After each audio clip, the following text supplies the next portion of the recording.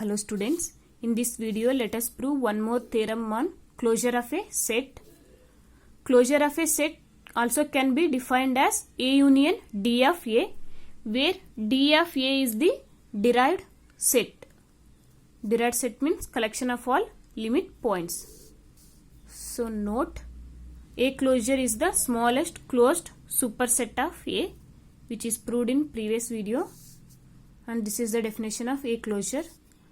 And also note that A closure is always a closed set and A is contained in A closure. And phi comma x are always closed as well as open sets. So now let us prove this theorem.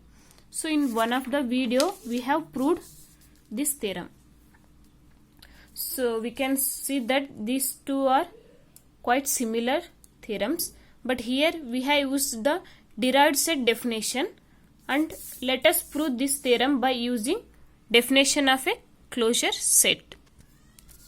So theorem, let x comma t be topological space and a comma b be subsets of x, then phi closure is equal to phi and x is equal to x closure and closure of A closure is equal to A closure. Second one, suppose A is contained in B, so that implies A closure is contained in B closure.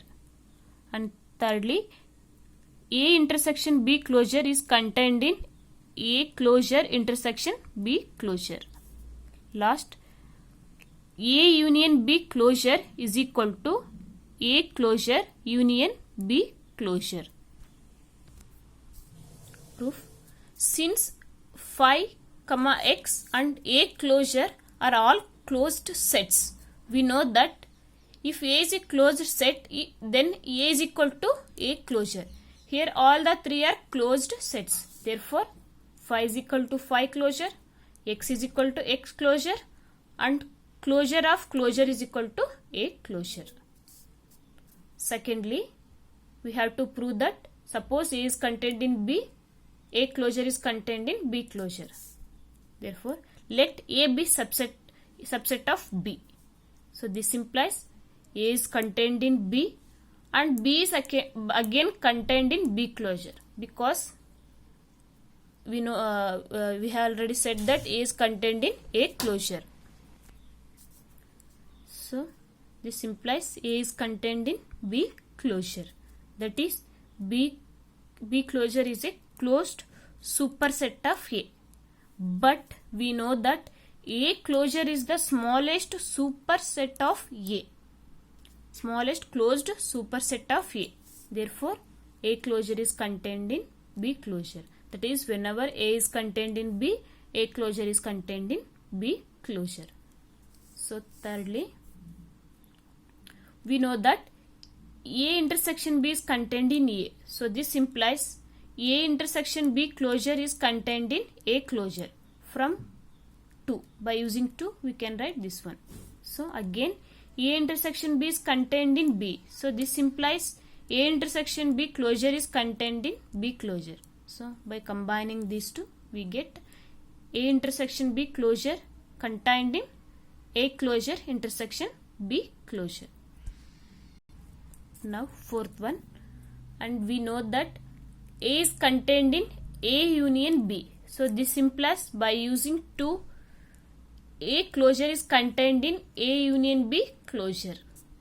Again, B contained in A union B. So this implies B closure is contained in A union B closure. So combining these two, we will get A closure union B closure contained in A union B closure. Take it as equation 1. And also we know that A is contained in A closure and B is contained in B closure. So from these two, A union B is contained in A closure union B closure. So now take closure on both the sides. So what you will get? A union B closure is contained in A closure union B closure whole closure. So this implies this value is equal to A closure union B closure. Since this inner set A closure union B closure is closed set. So we know that if a set is closed, A is equal to A bar. So therefore this value is equal to A closure union B closure. So this implies A union B closure is contained in A closure union B closure. Take it as equation 2. Now from 1 and 2 we have A union B closure is equal to A closure union B closure.